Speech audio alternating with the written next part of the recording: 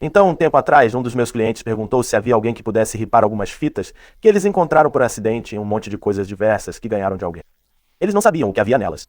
Mas eu adoro assistir a fitas de vídeo desconhecidas. Então eu ofereci, e o que havia nelas era bem legal. E isso me levou a uma espécie de toca de coelho na história amplamente esquecida de um videogame, que até onde eu sei, nunca chegou ao mercado. E honestamente, essa parte pode ser menos interessante do que a filmagem em si. E de fato eu gostaria de mostrar as fitas em si antes mesmo de entrar na filmagem, porque você pode nunca ter visto uma dessas antes. Estatisticamente falando, eu acho que qualquer um que esteja assistindo a isso tem uma boa ideia de como é uma fita VHS. É bem provável que você já tenha manuseado uma antes, mas também, estatisticamente falando, a essa altura, eu diria que você provavelmente nunca manuseou uma fita Betamax. Então você pode não saber que elas eram bem pequenas. Então, se você não sabe, aqui está a Betamax. Veja, ela é bem menor que o VHS. E isso foi muito conveniente quando a Sony escolheu o mesmo cassete para fazer seu formato profissional de câmera beta. Esta é uma dessas fitas. Por fora, ela parece exatamente a mesma, mas armazena uma imagem muito melhor. E elas eram muito populares em filmadoras de notícias dos anos 80 e 90, em parte porque eram muito compactas. Certamente não é uma mini DV. Mas deixe-me dizer, no início dos anos 80, uma filmadora que pegasse uma dessas podia ser bem menor do que uma que pegasse VHS de tamanho normal, o que nem era tão bom. Agora, este não é o tipo de fita que me enviaram. Eu só precisava que você visse isso para entender a ironia. Veja, esta é a Betacam, a fita que era pequena o suficiente para fazer uma filmadora de tamanho conveniente. E esta também é a Betacam. Especificamente a Betacam grande. Não que eu precisasse dizer que essas fitas pequenas originais simplesmente não tinham tempo de execução para arquivar filmagens ou editar programas longos, mesmo depois que a Sony colocou o máximo de fita possível. Então eles criaram uma maior. Uma que definitivamente não cabe em uma filmadora, mas era ótima para trabalho de estúdio. Este é meu formato de fita de vídeo favorito. Eu adoro. Como uma criatura de 1,88N com luvas de ogro gigantescas, as fitas de vídeo tendem a parecer bem pequenas nas minhas mãos, mas não essas. Essas parecem certas. Sério, elas não parecem tão grandes nas minhas mãos. Mas olhe para isso. Comparado ao VHS. Ok, essas fitas são monstruosas. Existem formatos maiores por aí, mas eles geralmente são fracassos ou incrivelmente raros e caros. E essas não são nenhuma dessas coisas. Dizer que elas foram muito usadas é o eufemismo do século. Pelo que entendi, de 1983 até a década de 2010, em alguns lugares, praticamente todas as pessoas que trabalhavam em transmissão manuseavam essas fitas monstruosas diariamente, o que me faz cócega. Então, agora que você entendeu a piada dessas fitas, o que realmente tem nela? Bem, os rótulos não revelam muito. Temos a palavra rede. Temos uma palavra aqui que parece cyberpunk, ou cyberpunk. E temos alguns nomes. Ed, Brad e o que parece ser GNI. Essas fitas vinham em caixas gigantescas, mas são rotuladas da mesma forma, então não há muito o que fazer aqui. Não há nenhuma empresa de produção. Não há nenhuma descrição do que realmente é. Esses são todos os dados que temos. Então vamos ter que ver o que realmente está aqui. Agora, obviamente, você precisa de um videocassete enorme para reproduzir essas fitas enormes. E, obviamente, eu tenho um. Mas insatisfeito com o tamanho, aumentei o meu.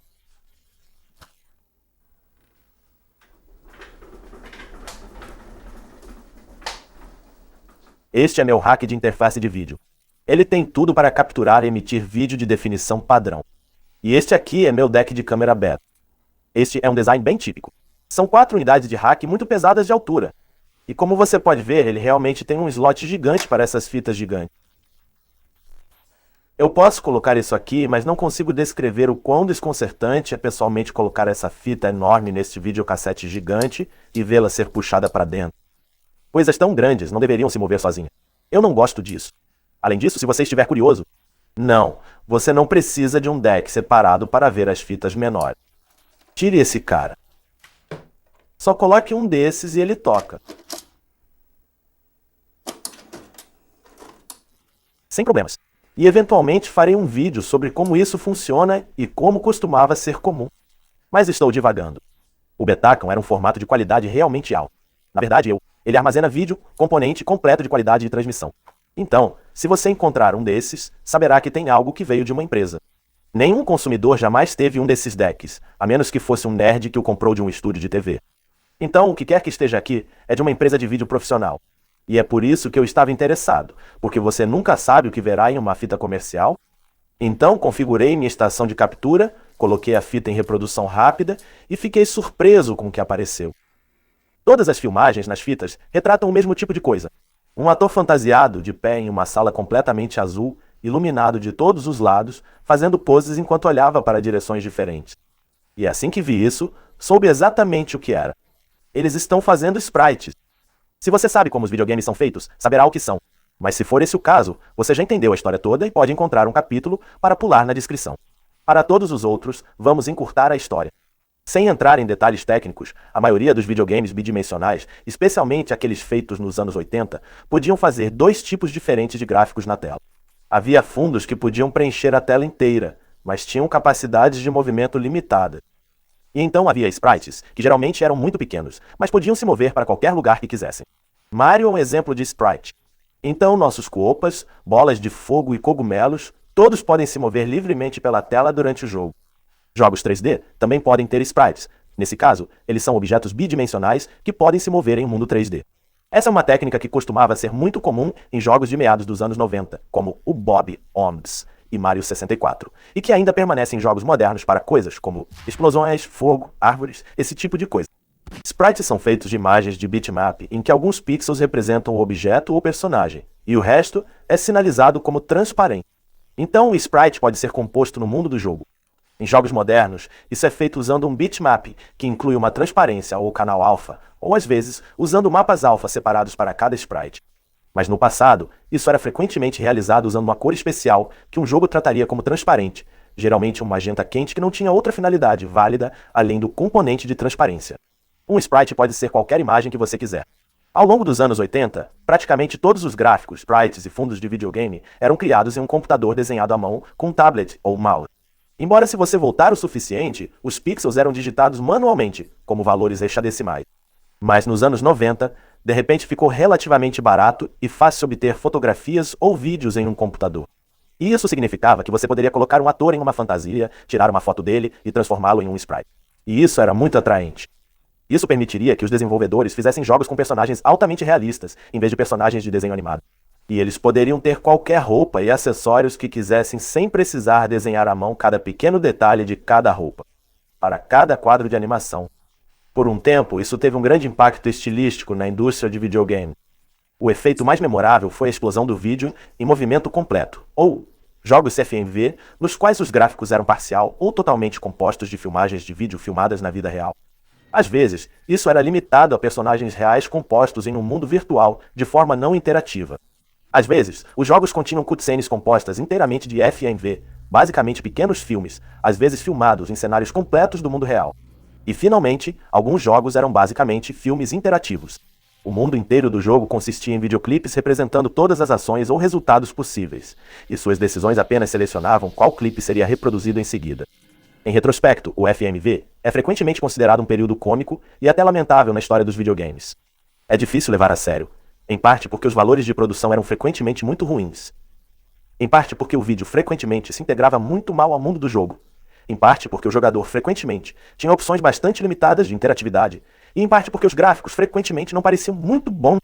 Há exceções para os títulos de primeira linha, e nos últimos anos houve uma espécie de renascimento incrível nos jogos FMV, alguns dos quais se levam mais a sério do que outros. Os nomes Mickey, a mecânica dessa coisa giratória é ainda melhor por dentro. Mas no geral, eu diria que FMV é geralmente visto como uma piada hoje em dia, e era visto assim antigamente. Mas um uso talvez mais lembrado com carinho das mesmas técnicas foram os sprites digitalizados. Esta é uma abordagem semelhante, mas ainda distinta. Você ainda começa com fotos ou vídeos para obter a base para os gráficos do seu jogo, mas não tem clipes de 30 ou 60 FPS sendo reproduzidos no mundo do jogo. Em outras palavras, seu vídeo não tem movimento total. Em vez de reproduzir um videoclipe de um personagem atirando com uma arma, você apenas tem quadros onde eles estão mirando, atirando e recuando, e você os reproduz para criar a ilusão de movimento. Em outras palavras, você cria o mesmo tipo de conjuntos de animação que são usados, sprites desenhados à mão convencionais. A única diferença é que os pixels se originam de fotos em vez de um tablet de artista, o que ocupava muito menos espaço de armazenamento do que o FMV. Ele usava menos energia para exibir e dava aos artistas muito mais liberdade, já que eles não precisavam ter um vídeo perfeitamente limpo, apenas alguns quadros utilizáveis, aqui e ali. Isso também significava que você não estava limitado a atores humanos. Você podia usar figuras de argila ou modelos, já que eles não precisavam realmente se mover no mundo real. Eles podiam ser colocados em posições diferentes e fotografados, que é, por exemplo, como eles criaram alguns dos monstros maiores no Doom original. Mas falando de forma prática, jogos com sprites digitalizados eram frequentemente mais interativos do que títulos FMV completos. Para explicar isso um pouco, vamos dar uma olhada em Gabriel Knight 2. Este jogo usava FMV completo para cutscenes. Às vezes, era filmado em sets reais. Às vezes, você tinha atores compostos em sets virtuais. Mas de qualquer forma, durante as cutscenes, você está apenas assistindo a pequenos filmes. Você não pode interagir com eles de forma alguma. Quando você chega às partes interativas do jogo, no entanto, elas também usam filmagens de atores reais. Seu personagem é representado por videoclipes de uma pessoa real que foi cortada para que ele possa se mover e parecer estar dentro do mundo do jogo. Em um sentido de design de jogo, esses são inegavelmente sprites. Mas na minha cabeça eu realmente não penso neles dessa forma, porque eles realmente não têm uma amplitude ilimitada de movimento. Eles não podem se mover em lugar nenhum na tela.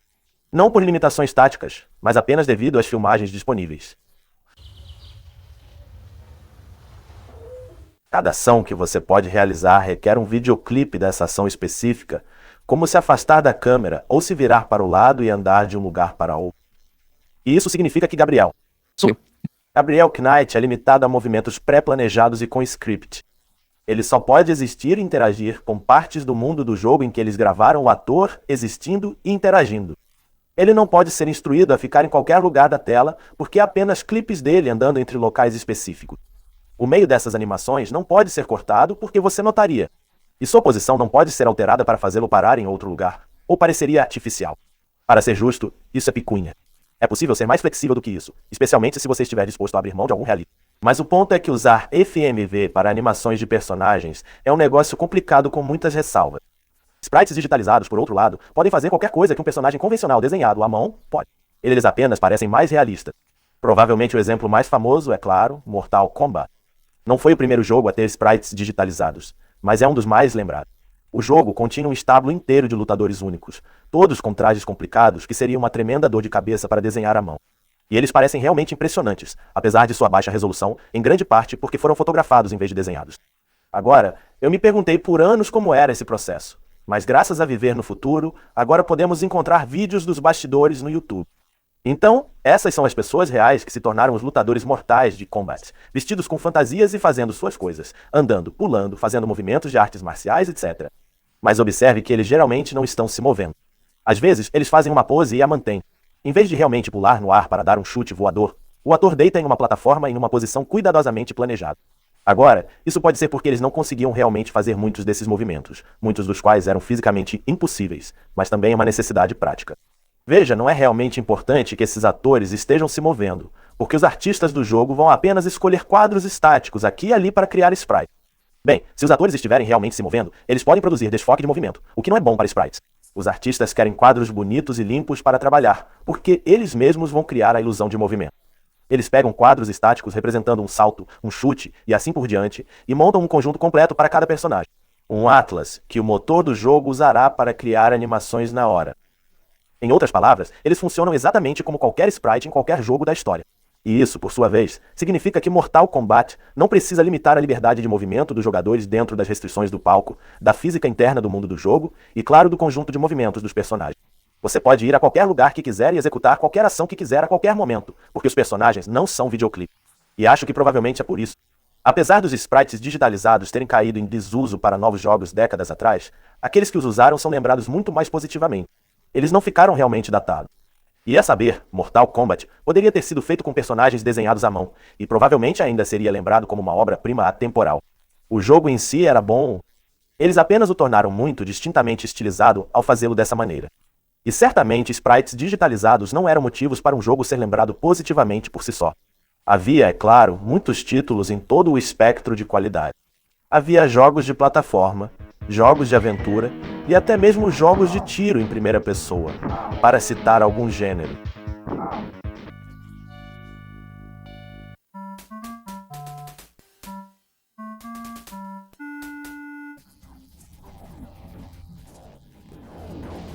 Então, voltando à fita, está muito claro que é isso que estamos vendo, a criação de sprites digitalizados.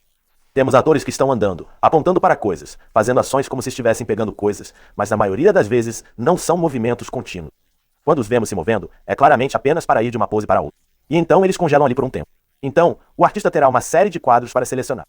As exceções são, quando os atores estão andando, você pode fingir chutes de Kung Fu, mas para um personagem andar de forma convincente, você não pode fazer alguém fazer uma pose e mantê-la. Simplesmente não funciona. Para fazer a animação do ciclo de caminhada de um personagem, eles têm que ser mostrados com os pés subindo e descendo em perfeita sincronia no início e no final de cada passo. E ninguém pode posar no meio de um passo e fazer com que pareça real. Então sua referência tem que ser uma pessoa que esteja realmente andando. Isso não pode ser feito. Quando Jordan Mechner estava fazendo a filmagem de referência para Prince of Persia, ele filmou seu irmão correndo enquanto dirigia ao lado em um carro. E isso funcionou. Mas a abordagem muito mais fácil, é claro, é simplesmente colocar seus atores em uma esteira.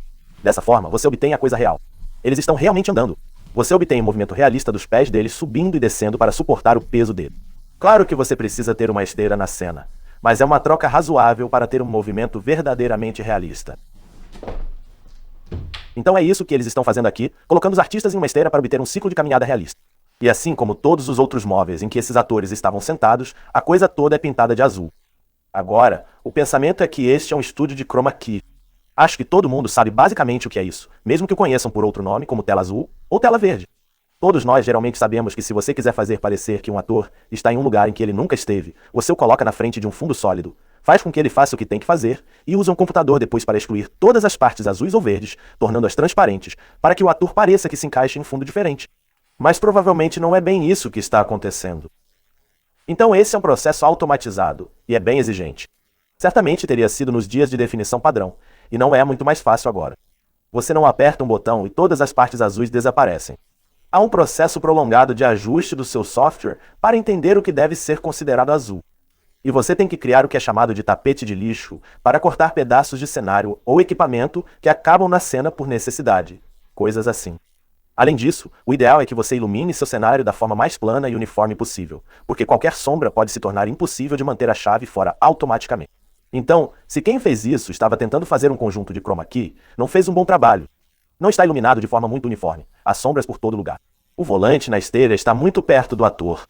Pés. E não é azul. Então você teria que projetar meticulosamente um tapete ao redor disso. As dobras no tecido que cobre a mobília têm pontos escuros com quase nenhuma saturação, então puxar uma chave neles seria uma bagunça, pelo menos para mim. Sua milhagem pode variar se você for um artista de efeitos visuais mais habilidoso, mas sinceramente, duvido que eles realmente estivessem fazendo isso. O chroma key é importante para imagens em movimento porque cortar um personagem do fundo 24 a 60 vezes por segundo é muito esforço.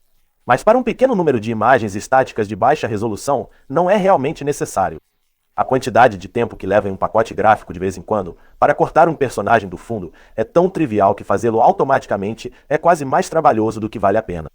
Até mesmo tentar fazer isso com a ferramenta varinha mágica no Photoshop, moderno destrói totalmente a imagem, e você acaba consertando manualmente de qualquer maneira. Então, eu diria que esta sala é azul apenas porque tornou um pouco mais fácil para os artistas dizerem o que era ou não parte de um personagem. E isso provavelmente também é verdade para outros sprites digitais. Pelo que li, os sprites do Mortal Kombat também foram editados à mão, o que podemos dizer porque o conjunto deles também não está realmente configurado para chroma key. Se voltarmos e olharmos enquanto os atores estavam contra um fundo azul, o chão parece concreto ou papelão ou algo assim. Se eles realmente pretendiam tirar uma chave dessas fotos, não há razão para não terem colocado um tapete azul. Então, tenho certeza de que isso foi apenas para tornar um pouco mais fácil fazer à mão. Então, de qualquer forma, picuinhas sobre o processo de produção à parte, é pelo menos óbvio o que é essa filmagem. Então a verdadeira questão é, para que foi? Em que jogo esses sprites acabaram? Bem, fiz o meu melhor para seguir as poucas pistas que pude encontrar. Acho que descobri, mas é bem obscuro. Então, primeiro, podemos ter certeza de quando essa filmagem foi feita, porque há cartões de título aqui e ali com o ano de 1991. Então aí está. Eu absolutamente adoro esses a propósito, porque eles são claramente gerados em um Mac, embora sem nenhum programa que eu possa identificar. Pode ser algo que eles improvisaram no HyperCard, mas então, eles pegaram o vídeo do Mac e o colocaram em um switcher em seu deck de videocassete. Maravilhoso. Então temos o ano, mas o jogo pode ter estado em desenvolvimento por sabe-se lá quanto tempo. Então, isso não define muito. Também podemos ver o que os artistas estão fazendo. Cada ator faz cada pose ou ciclo de caminhada olhando para uma das 5 direções. E essa parte pode ser um pouco intuitiva, mas isso significa que esses sprites seriam usados para um conjunto de animação de 8 direções. É o que você normalmente vê em jogos de cima para baixo ou isométricos, onde um personagem pode ficar de frente para todas as 4 direções cardeais, bem como os ângulos de 45 graus entre elas, e você pode ver os pequenos pontos brancos no chão que garantem que os atores estejam consistentemente atingindo essas marcas de 90 ou 45 graus. Esses tipos de sprites geralmente são desenhados apenas em 5 ângulos, e os outros 3 são feitos invertendo e espelhando a arte, o que economiza cerca de 40% do esforço. Então isso nos diz que o jogo para o qual isso foi planejado não era um jogo de plataforma ou de luta, por exemplo, porque o personagem geralmente seria visto de perfil. Então, ele teria apenas ficado de frente para uma direção e seria espelhado para a outra. Se fosse para um jogo isométrico, algo como Ultimate 8 ou talvez Diablo II, o ângulo da câmera provavelmente seria muito maior. Então, em vez disso, eu acho que isso era para algo mais próximo de um jogo de aventura da Sierra ou LucasArts, onde o personagem pode se mover para a esquerda, direita e então para perto e para longe da perspectiva do jogador. Também não parece ser um jogo de ação de nenhum tipo, porque não há ataques, animações de ferimentos, pulos, mortes, nada disso. As únicas ações que posso identificar são andar, pegar da superfície, pegar do chão e repetições de todas as anteriores enquanto o ator está sentado. Isso descarta muitas opções potenciais, incluindo a maioria dos jogos de aventura, e isso realmente não deixa muita coisa na mesa.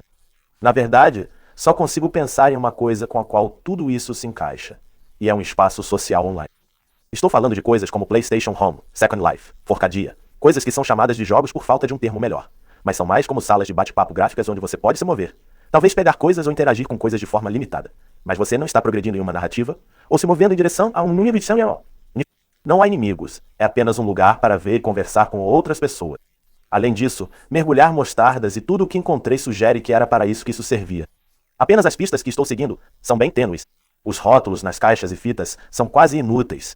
Se eu pudesse procurar jogos que continham Brad e um gênio, isso pode funcionar, mas esses são, na verdade, os nomes dos atores. Eu sei disso porque a filmagem realmente inclui o áudio da sala de vez em quando, e você pode ouvir o diretor dando instruções a eles pelo nome. Aqui, por exemplo, à sua direita, Suzanne. Apenas. E novamente aqui. Mantenha os ombros para trás, Brad. Infelizmente, alguns primeiros nomes não são informações suficientes para uma busca eficaz. Agora, é possível que o Edv listado nesta fita fosse Ed Venâncio, um homem forte de aparência semelhante que estava no jogo de sprite digitalizado Pit Fighter, quando ela retratou o personagem de Chainman Dave. Alguém realmente me disse que eles combinaram suas tatuagens. Então parece ser o mesmo cara, mas não consigo encontrar nenhum jogo em que ele estava além do Pit Fighter Online. As únicas outras coisas nas caixas são as palavras Network e Cyberpunk. Pesquisas por Network, é claro, são inúteis. Agora, Cyberpunk mostra alguns resultados, e esses resultados começaram a sugerir que Network pode se referir à rede Sierra. Este foi um serviço lançado no início dos anos 90.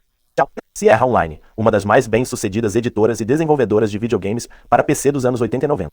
Na verdade, era um espaço social online, embora fosse construído em torno de um monte de jogos multijogador exclusivos que estavam vinculados ao sistema, como um Steam mais agressivo. Agora, não encontrei muitas informações sobre a rede Sierra, mas pelo que vi, todos os jogos estavam em seu estilo de casa meio pictórico, o que não combinaria com sprites realistas como temos aqui. Mas eles certamente publicaram uma grande variedade de títulos, então vamos ignorar isso por enquanto. A rede Sierra teve algum sucesso, eu acho. Mas no final, a Sierra não quis se apegar a ela e a vendeu para a AT&T em 1994, que a renomeou para Imagination Network. E quando não pegou lá também, eles a venderam novamente para a AOL em 1996. Agora, foi aqui que encontrei a primeira conexão.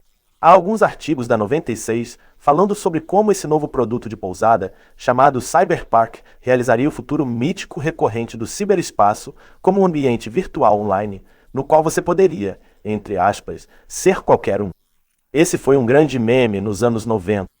Ele simplesmente continuou surgindo.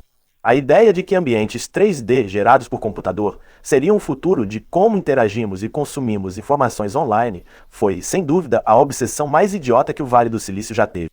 E isso dizendo tanto junto com videofones e TV 3D, essa é uma daquelas coisas que continuaram surgindo e ressurgindo tentando se tornar uma coisa, apesar de ninguém pedir e não oferecer benefícios aparentes. Na verdade, havia um sistema inteiro, massivo, amplamente suportado e implantado para ambientes virtuais 3D nos anos 90, chamado Vermal, que toneladas de escritores, pensadores e empresas de tecnologia estavam convencidos de que seria o sucessor do HTML sem motivo. Ninguém jamais conseguiu explicar como forçar os usuários a encontrar informações vagando sem rumo dentro de museus mal renderizados deveria tornar algo mais fácil, ou melhor, mas isso continuou sendo inventado e reinventado ao longo dos anos 90 e, honestamente, eles ainda não desistiram dessa porcaria. Claro que o que tornou-a única entre todas essas tentativas que eu saiba é que eles realmente tinham um plano para torná-la lucrativa. O ciberespaço deles deixaria você apostar.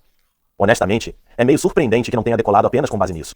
Pelas descrições limitadas dadas em artigos de meados dos anos 90 que mencionam isso, posso ver como o trabalho de sprite que vimos neste vídeo se encaixaria. Não haveria uso para violência total neste ambiente, ou muita interação além de estender a mão e puxar as alavancas em máquinas caça-níqueis, ou pegar uma ficha caída, então esses sprites seriam perfeitos. Isso também explica por que cada ator faz todas as mesmas poses em trajes diferentes. Esse é o tipo de argumento decisivo de que esses sprites não foram feitos para nenhum outro gênero de jogo. Eles poderiam ter sido feitos para um RPG ou um jogo de aventura, mas seria muito estranho para um jogo de aventura oferecer vários personagens. Acho que nunca vi isso. Quero dizer, além de uma escolha de gênero ou algo assim. E qual RPG limita você a roupas específicas, quase nenhuma das quais se assemelha a uma armadura? Algumas das quais definitivamente não. No entanto, faz sentido para um espaço social ter um monte de avatares que são funcionalmente idênticos e apenas parecem diferentes, embora sejam baseados em uma variedade de tipos de corpo exagerados e idealizados. Cara comicamente atraente. Jade gostosa dos anos 90. Já mencionei que o guarda-roupa em exibição aqui é estelar? Quero dizer, começa com seu peito de boi slam básico ostentando seu visual de armadura corporal além do Thunderdome, mas ele também está disponível, no modo peito de boi slam, vai para 711 à meia-noite. Imagine o recém-chegado de dobrar parquímetros ao meio, passando por cada câmera de segurança sucessiva enquanto se dirige diretamente para o distribuidor de nachos. E então é essa roupa que só posso descrever como um personagem fugitivo de JoJo. Também não podemos perder o último artista da segunda fita, que não só está usando uma roupa que Preview tem por uns 15 anos, mas também está ostentando uma arrogância positivamente rançosa. Este portão telegrafa um grau de não dar a mínima que raramente consegui, mesmo quando estava mais bêbado. Devo mencionar que essa mesma pessoa mais tarde aparece ostentando um visual que grita nada mais do que estou a caminho do mercado mesopotâmico para vender cobre de baixa qualidade. Apesar da total incongruência de todas essas roupas, acho que todos os jogos deveriam ser assim. Estamos perdendo uma aposta aqui. Mas por mais legais que todos esses gatos pareçam, a existência dessa filmagem entra em conflito com a maior parte da cobertura restante que encontrei no Cyberpunk, bem como com o que desenterrei no Internet Archive em 1996. Então, 5 anos depois que essas fitas foram filmadas, o Cyberpunk criou um site, parte do qual foi raspado pelo Internet Archive. Está incompleto, mas esse site tinha capturas de tela, e as que temos deixam bem claro que esse jogo foi ambientado em um ambiente 3D e apresentava uma grande personalização de personagens. Embora personagens baseados em sprites fossem frequentemente usados em jogos 3D na época, incluindo outros projetos de VR, eles certamente não seriam personalizáveis, eles meio que não são. Enquanto os 3D seriam altamente personalizáveis, o que obviamente seria atraente se você quiser criar sua própria persona única. É difícil definir como essa filmagem bidimensional de 91 se encaixa aqui. Agora, por um tempo, não tive muito mais para prosseguir, mas alguém me enviou um link para uma página de jogos mob de um Mike Kawahara com uma linha do tempo informando que eles estavam trabalhando em uma comunidade de jogos online chamada Cyberpunk em 1992 e que foi vendida para a rede Imagination. Agora, há muito pouca informação adicional por aí, exceto que Mike também trabalhou em um projeto chamado Worlds Away, que eu percebi que já tinha visto antes em um documentário incrivelmente selvagem da BBC, de 1995, chamado Net. Sabe, estou ficando sem detalhes concretos sobre o Cyberpunk. E a Net é uma ótima introdução. Este programa foi completamente maluco.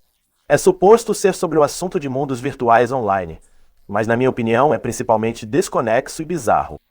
Há tantas decisões estranhas, como um homem em pé em público falando com uma projeção falsa de um parlamentar europeu na lateral de um prédio com uma reverberação estrondosa do Big Brother. A Net nos fará sentir mais europeus e menos apegados às nossas identidades nacionais? Acho que você tem 3 níveis no futuro.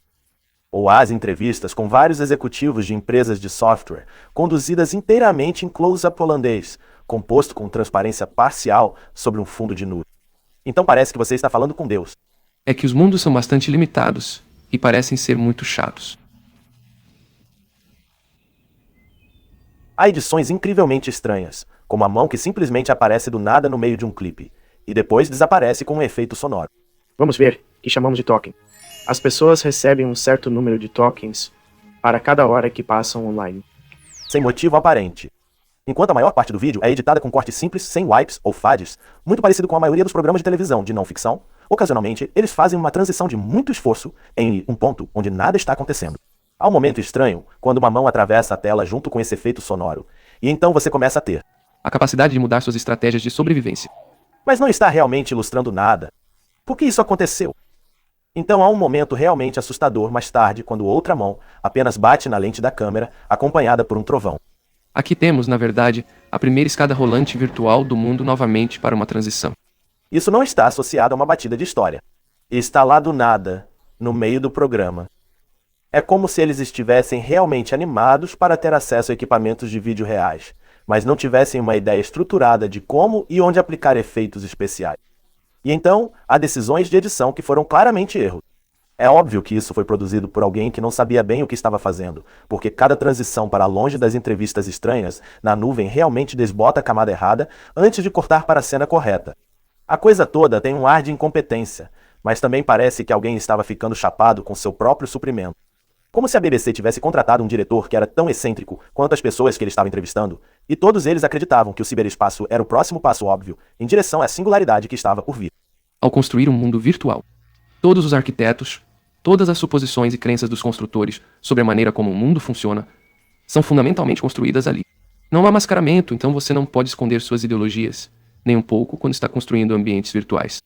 Todas as entrevistas são com pessoas que estão convencidas de que suas salas de bate-papo gráficas bobas estão de alguma forma conectando as pessoas com uma forma superior de consciência. E eu não posso recomendar o suficiente que você assista a coisa toda. Não consigo fazer justiça. Está tudo no YouTube. Há um link na descrição, mas vamos pular para as filmagens de mundos distantes que aparecem um pouco. Bem, a ideia básica com a qual começamos era que não sabíamos como criar um autômato, um robô. Basicamente, tudo no design é movido por um princípio simples, que é: ele promove a interação entre as pessoas no mundo. Colocamos todos os tipos de maneiras diferentes para as pessoas se expressarem. Com certeza, Worlds Away é claramente um daqueles lugares em que você anda por aí e conversa com pessoas usando avatares de bonecos de papel. Exatamente como eu pensava que Cyberpunk era em primeiro lugar. Então, como está conectado a esse cara do microfone, vou presumir que eles eram bem parecidos. Então, há evidências de que esse jogo estava em desenvolvimento em 91 e 92. E então desapareceu por 4 anos. Reapareceu em uma forma completamente diferente. E a última referência que posso encontrar é um site sem fonte que diz que o jogo foi eventualmente cancelado em 1998. O que tudo isso significa? Bem, não tenho ideia. Não tenho nada. Mas, como é do meu jeito, vou especular muito com base em nada mais do que uma impressão de como era a época. Acho que em 1991, o cara teve a ideia de criar o Second Life 15 anos antes e conseguiu convencer um capitalista de risco a investir uma tonelada de dinheiro nele, que eles usaram para contratar desenvolvedores e atores e alugar um estúdio, e começaram a produzir um protótipo que mostraram para a Sierra.